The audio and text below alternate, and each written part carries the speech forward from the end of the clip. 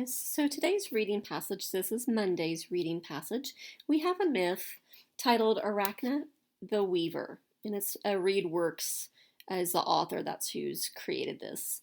It begins, it may seem difficult to take Greek myths seriously. After all, they tell of angry gods, dueling goddesses, snake-haired women, and beasts consisting of both animal and human parts. But mythology was a significant influencing factor in the day-to-day lives of the people of ancient Greece. They didn't have televisions or the internet. There was no Google then, no encyclopedias, and no way to look some piece of information up quickly and learn it. Instead, the ancient Greeks turned to stories and legends to understand how the world around them operated. They used myths to explain the things they didn't understand, like thunder and earthquakes. And they used myths to make scary things seem less frightening. Over time, myths changed and their events and details varied from one telling to the next, but their narrative outcomes remained largely the same.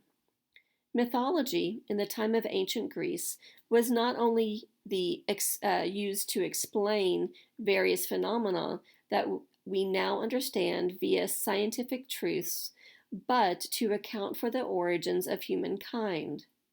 It answered questions like, what happens after death? And why does humanity exist at all? Myths were also often entertaining, and sometimes humorous and intriguing. Remember that there weren't TV episodes or movies in ancient Greece, so people had to entertain themselves in other ways. But more than that, myths told people how to live and how to tell right from wrong.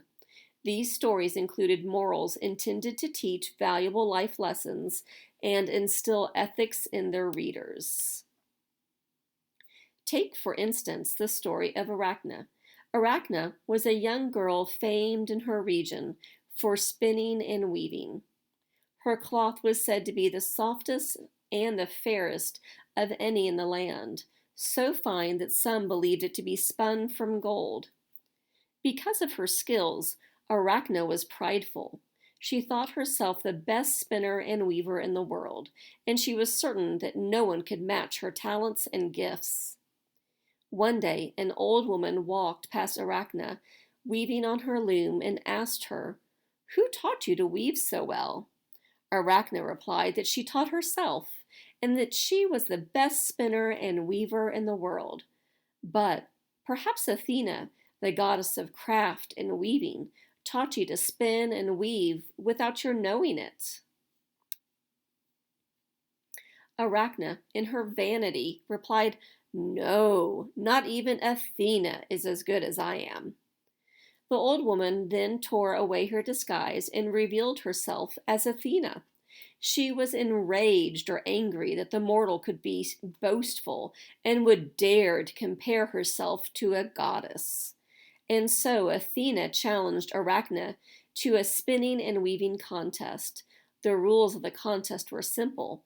Each one would weave a tapestry, and Zeus, king of the gods, would act as the judge. If Arachne won, Athena would never weave again.